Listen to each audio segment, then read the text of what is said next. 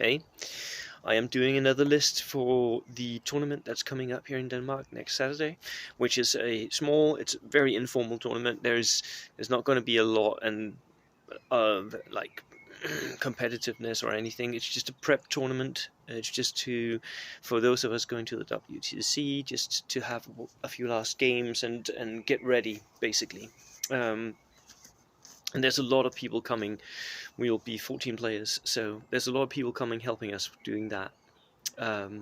Right. So the list I'm going to talk to you about today, this time, it's the second list I'm doing right now, and it will be uploaded, as soon as I've uploaded the first one. This one is a 16 order dice Japanese reinforced list from Mark-Temas. Mark-Temas is a new player coming into bold action this year, actually. He joined us for the Danish Nationals. He did quite well. And he is a all-round good guy.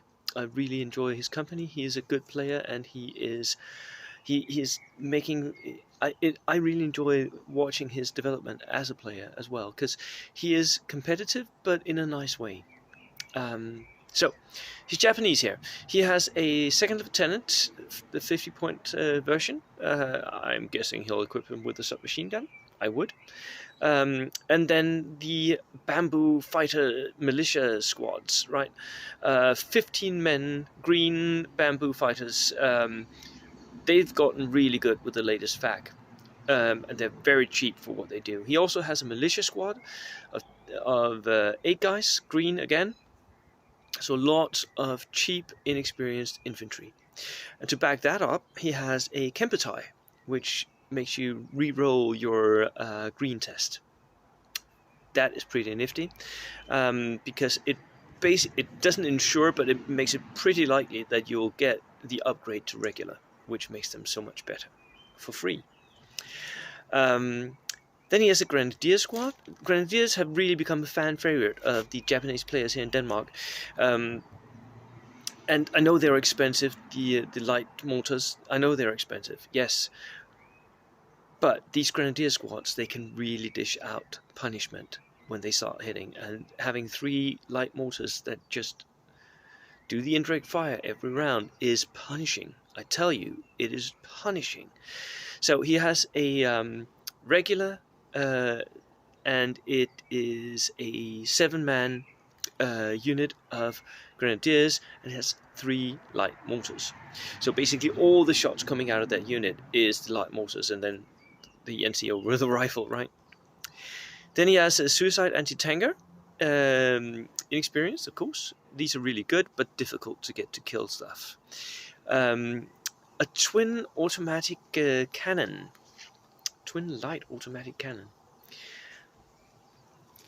It has flak and a 3-man and +2, and it has 4 shots, 48 inches.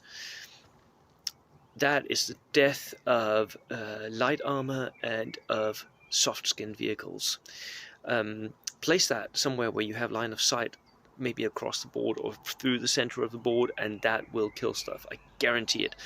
And even infantry units will go down to it, because 4 shots, 1-inch templates, that is no fun. Veterans will die to that. The Horo assault gun, which is brilliant. And the only downside to the Horo is that it's open-topped, right? A Kurogane, and I'm guessing that is just to transport the Suicider. Just, get him up somewhere where he can stay in total cover and he can actually block and threaten away a tank. Brilliant. And he has 2 platoons, and the second platoon is, again, a regular second lieutenant, an SNLF unit of 8-men veteran, the NCO with a submachine gun, an IGA infantry squad of 8 men, regulars, so a bit of mix of different units, and I think this is because Mark is playing around figuring out which way he wants to go with his Japanese.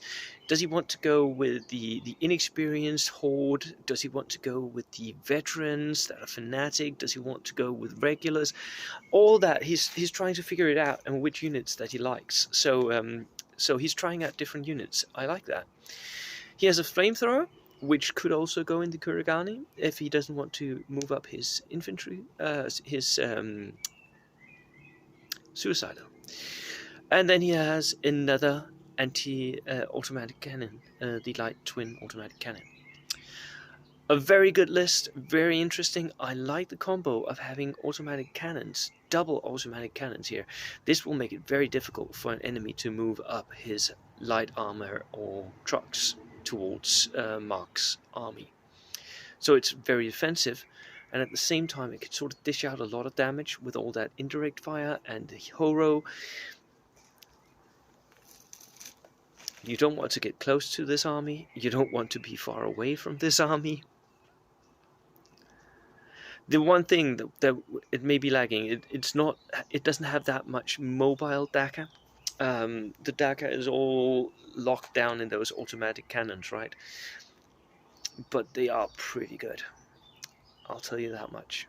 So, Mark, I hope you do well. I'll see you Saturday. Cheers.